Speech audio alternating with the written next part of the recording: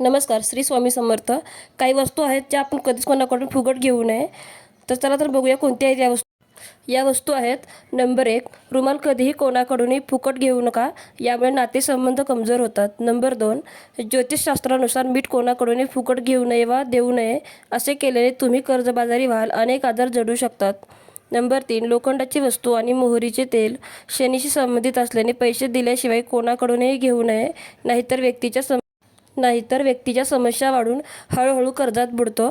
Number 4, सुई फुकट घेतल्याने कुटुंबात भांडणे, तंटा निर्माण होऊ लागतात आणि संकटे येतात.